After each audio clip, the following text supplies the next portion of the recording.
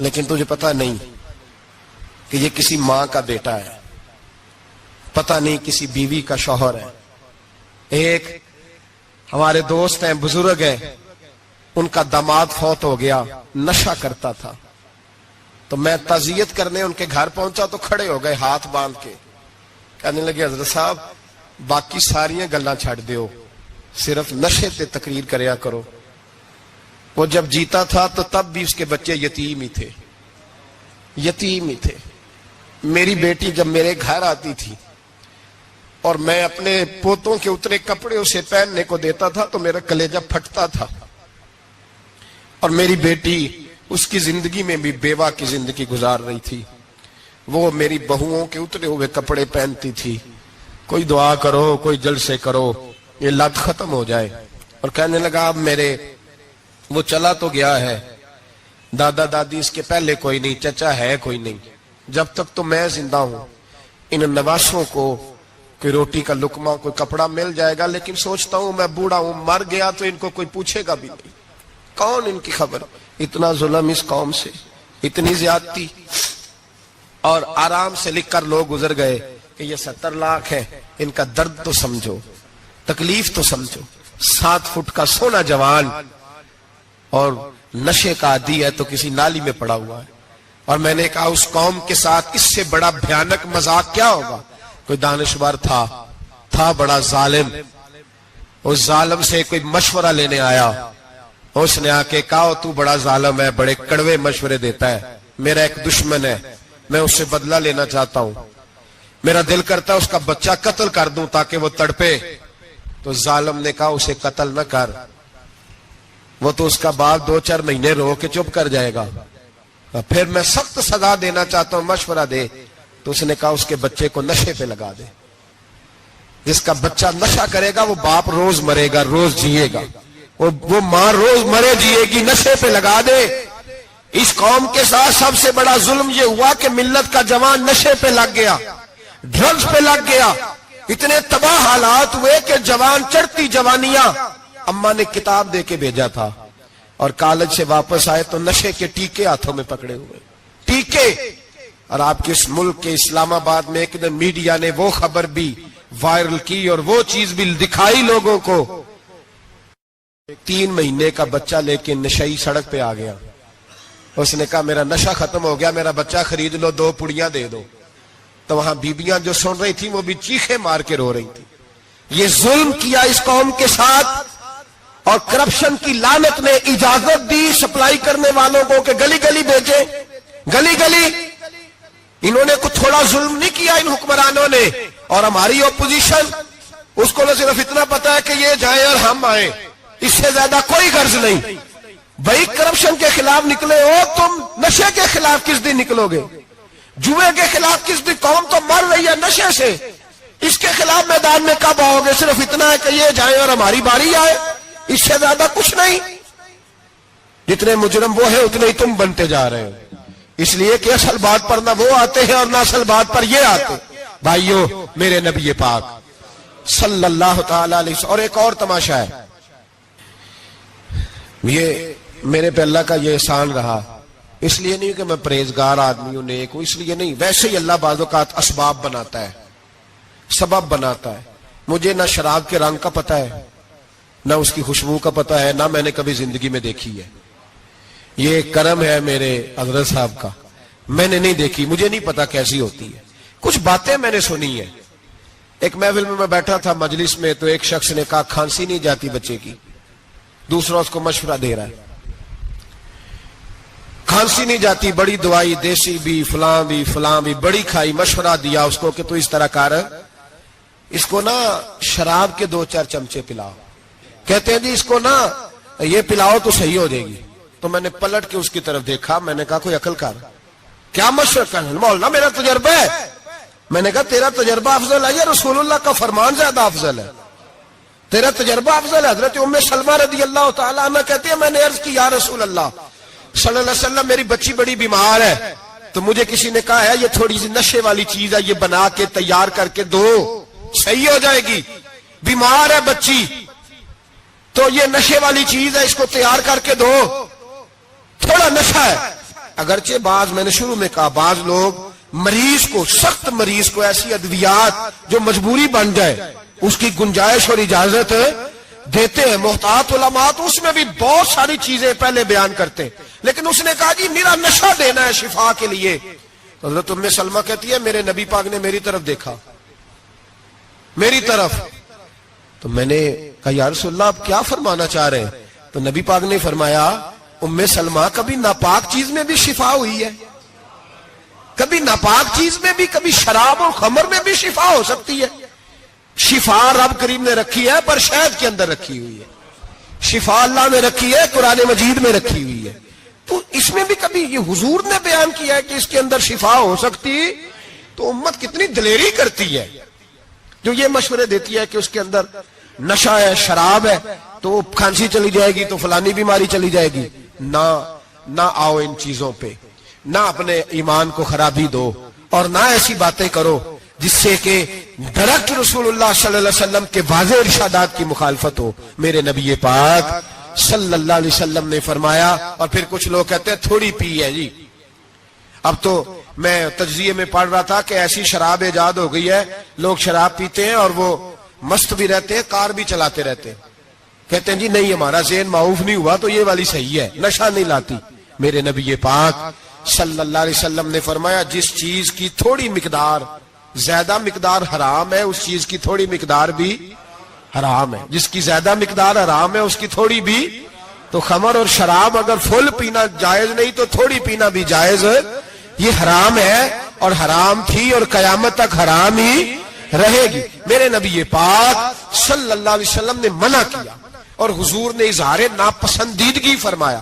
فرمایا 40 دن تو عبادت ہی قبول نہیں ہوتی شراب پینے والے جب تک سچی توبہ نہ کرے.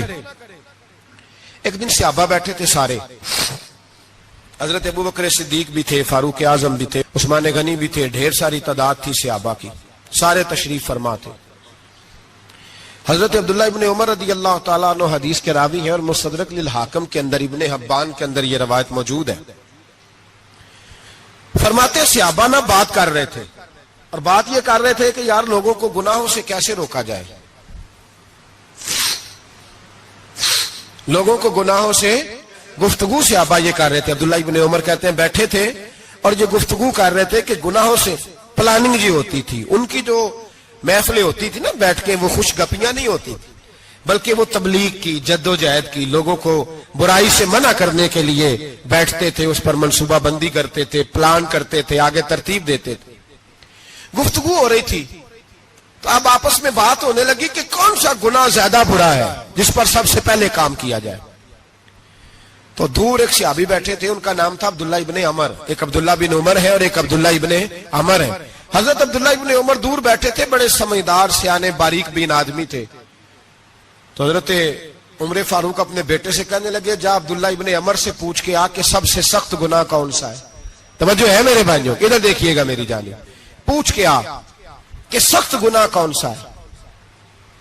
عبداللہ بن عمر رضی اللہ تعالیٰ عنہ کی خدمت میں جب عبداللہ ابن عمر گئے تو جا کے کہنے لگے کہ صحابہ پوچھتے ہیں کہ آپ نے زیادہ وقت گزارا ہے نبی رحمت صلی اللہ علیہ وسلم کے پاس، تو بتلائیے برا گناہ کون سا ہے، سب سے سخت گناہ، تاکہ سب سے پہلے اس پر پابندی لگائی جائے، اس پر محنت کی جائے. تو حضرت عبداللہ ابن عمر کہنے لگے صحابہ کو جا کے بتا دو کہ سب سے برا گناہ شراب پینا ہے، سب سے برا گناہ، اور یہ ام الخبائث ہے، برائیوں کی جڑ ہے، گناہوں کی ماں ہے، یہ بنیاد ہے، باقی گناہ اسی سے شروع ہوتے ہیں. کہتے ہیں میں نے آ کے بتایا تو حضرت ابوبکر صدیق رضی اللہ تعالیٰ عنہ سیدنا فاروق اعظم کہنے لگے خود جاتے ہیں، ان کے پاس خود جاتے ہیں، چونکہ ہم نے بات سننی ہے ہم خود جاتے ہیں اور ان سے جا کر کے سوال کرتے ہیں کہ اگر آپ کو اس تفصیل کا پتہ ہے نا تو اس کے پیچھے بھی کوئی تفصیل ہوگی جو میرے نبی پاک نے بیان کی ہوگی صلی اللہ تعالی علیہ وسلم، اس تفصیل کا بھی آپ کو پتہ ہوگا جو نبی پاک نے بیان کی ہوگی، اس بات کے پیچھے جو بیک گراؤنڈ ہے، جو پس منظر ہے. فرماتے ہیں کہ ہم اٹھے، عبداللہ ابن عمر کے پاس گئے، ان سے جا کے پوچھا کہ جناب آپ نے یہ تو فرمایا ہے شراب ام الخبائث ہے، تو اس کے پیچھے پس منظر کیا ہے؟ تو عبداللہ ابن عمر کہنے لگے یہ میں نے اپنے پاس سے نہیں کہا، یہ میں نے نبی پاک سے سنا ہوا ہے. حضور سید عالم صلی اللہ علیہ وسلم بیٹھے تھے تو حضور نے فرمایا شراب یہ نشہ یہ برائیوں کی ماں ہے. اور پھر حضور نے ایک مثال بیان فرمائی. نبی رحمت علیہ السلام نے فرمایا بنی اسرائیل کا ایک واقعہ ہے. ایک خوبصورت جوان تھا تو ایک عورت کا دل آ گیا اس پر. یہ یاد رکھ لیں, ہم لڑکوں کو منع کرتے رہتے ہیں لیکن ہمیں گھر کی بچیوں پر بھی توجہ دینی ہوگی, ہمیں ان کے فون پر بھی نگرانی کرنی ہوگی, ہمیں وہاں بھی غور کرنا ہوگا. اس لیے کہ اگر کوئی بچی گنجائش نہ دے تو میرا خیال ہے کہ لڑکا جرت کرنے کی طاقت نہیں رکھتا. تو وہاں بھی ان کی اماں سے کہے کہ پابندی لگائے, بچی کسی کا موبائل لے کر کے کہیں اس کو استعمال تو نہیں کر رہی, اس پودے پر بھی توجہ دے, درخت بننے سے پہلے اس کی بھی نگرانی کریں, یہ بھی بڑا ضروری کام ہے. عورت کا دل آ گیا تو نبی پاک علیہ الصلوۃ والسلام فرماتے اس نے کوئی بہانہ لگایا, کسی کو کہا کہ اس نوجوان کو بلا کے لاؤ, اس کو کہو کہ ہم نے کوئی گواہی لینی ہے تجھ سے. وہ نوجوان آیا, ایک کمرے میں داخل ہوا تو اگلے کمرے میں لے گئے, وہاں داخل ہوا تو اس سے اگلے کمرے میں لے گئی, وہ داخل ہوا تو اسی طرح 7 مکفل کمروں میں لے گئی. میرے کریم رسول میرے محبوب پاک علیہ السلام فرماتے, صحابہ کو سمجھا رہے ہیں میٹھے لب و لہجے میں, فرماتے جب سب سے پچھلے کمرے میں لے گئی تو ایک لڑکا بندھا ہوا تھا وہاں رسیوں سے, شراب کا پیالہ پڑا ہوا تھا. اور بی بی کہنے لگی کوئی گواہی شواہی نہیں لینی, تجھے اس لیے بلایا ہے کہ تیرے اوپر دل آ گیا ہے, اب میرے ساتھ منہ کالا کر. تو وہ جوان کہنے لگا نہیں, میں نے اپنے نفس کو پاک رکھا ہوا ہے, میری نظر بھی پاک ہے, دل بھی پاک ہے, اور اس کی برکت یہ ہے کہ رب نے میری روح کو بھی پاک رکھا ہوا ہے, تو میں یہ حرکت نہیں کر سکتا. پاک لوگ پلید کاموں کی جانب توجہ نہیں کرتے, میں یہ حرکت نہیں کر سکتا. اقبال نے اپنے بیٹے کو دعا دی تھی, اس نے کہا تھا حیا باقی نہیں ہے زمانے کی آنکھ میں, خدا کرے کہ رہے تیری جوانی بے داغ, خدا کرے کہ رہے تیری جوانی بے داغ. کہا میرے ساتھ منہ کالا کر, اس نے کہا میں نہیں کرتا. کہنے لگی چل پھر اس کو قتل کر, اس کو میں نے باندھا ہوا. اس نے کہا میں قتل کیوں کروں, میری کیا دشمنی ہے. کہا پھر شراب پیو, کہا میں شراب بھی نہیں پیتا. تو کہنے لگی اب تو میں نے تجھے اپنے چنگل میں پھانس لیا ہے, اب تو یہاں سے بچ کے جا نہیں سکتا, اور اگر تو باہر جائے گا تو میں شور کروں گی, لوگ جمع کروں گی, اس نے میری عزت آبرو پہ ہاتھ ڈالا ہے, تو بچ تو نہیں سکتا, ایک کام تو کرنا پڑے گا. محبوب فرماتے اس نوجوان نے سوچا کہ زنا بھی بہت بڑا جرم ہے, قتل بھی بہت بڑا گناہ ہے, چلو اب مجبوری ہے تو شراب پی لیتا ہوں. لیکن وہ سمجھا نہ کہ شراب تو بنیاد ہے. اس نے ایک پیالہ جو پیا, کہنے لگا ایک اور دے دو. دوسرا پیا تو کہنے لگا ایک اور دے دو. اب 3 پیالے 3 بوتلیں شراب جو پی چکا تو خماری چڑھ گئی. اب اس عورت کے قریب جانے لگا کہ میں تیرے ساتھ زنا کروں گا. اس نے کہا جب تک میں قریب نہیں آنے دوں گی جب تک تو اسے قتل نہ کرے. اس نے اسے قتل بھی کیا, زنا بھی کیا. تو محبوب فرمانے لگے یہ قتل اور زنا جو ہوا ہے تو یہ شراب کی وجہ سے ہوا ہے. گویا شراب وہ جرم ہے جو قتل بھی کرائے گی, جو زنا بھی کرائے گی. اور اگر آپ نشئی کو دیکھیں, اگر آپ شرابی کو دیکھیں تو کیا وہ ڈکیتیاں نہیں کرتا پھرتا, وہ چوریاں نہیں کرتا, وہ اپنی ہی ماں کا زیور نہیں بیچ آتا, وہ اپنی ہی بہن کا پڑا ہوا جہیز نہیں بیچ آتا, وہ اپنے ہی گھر میں ڈاکے نہیں ڈالتا, وہ اللہ کے گھر مسجد میں آ کر کے چوری نہیں کرتا. وہ صرف اس لیے کرتا ہے کہ یہ نشہ, یہ شراب یہ ماں ہے گناہوں کی, یہ جڑ ہے. ملت کے لوگوں یاد رکھو, اس امت اس پاکستان کے ساتھ جہاں بہت سارے ظلم ہوئے وہاں بڑا ظلم یہ ہے کہ بہت بڑا طبقہ جوانوں کا نشے کا عادی ہے. وہ نشہ انہیں عشق مجازی اور عورتوں کے عشق کی جانب لا رہا ہے. وہ نشہ چوریاں کرا رہا ہے, قتل کرا رہا ہے, ڈکیتیاں کرا رہا ہے. بہت بڑے ظالموں نے بہت بڑے ہاؤس بنائے ہوئے ہیں جن کے اندر شراب فراہم کی جاتی ہے, نشہ دیا جاتا ہے. میں نے تو ایسے ایسے لفظ سنے کہ الیکشن کے دنوں میں ووٹ لینے کی خاطر سیاستدان انہیں نشہ فراہم کرتے ہیں, انہیں باندھ کے رکھتے ہیں, روز تمہیں پڑیا ملے گی, ووٹ ہمیں ڈالنا. اتنا ظلم, اتنی زیادتی, اتنا جبر, ایک انسان کے ساتھ کھیلنا. لوٹ آؤ, پکڑو ان کا دامن, اپنے گھروں کو بچاؤ. اپنے دوستوں کو بچاؤ. جاگو جاگو امت کے لوگوں جاگو. میرے نبی پاک صلی اللہ علیہ وسلم کے کلمہ گو لوگوں کو بچاؤ. ان پر اگر سختی کرنی پڑتی ہے تو کرو, پیار کرنا پڑتا ہے تو کرو, محنت کرو, جدوجہد کرو. کیسر روم کے دربار میں نا ایک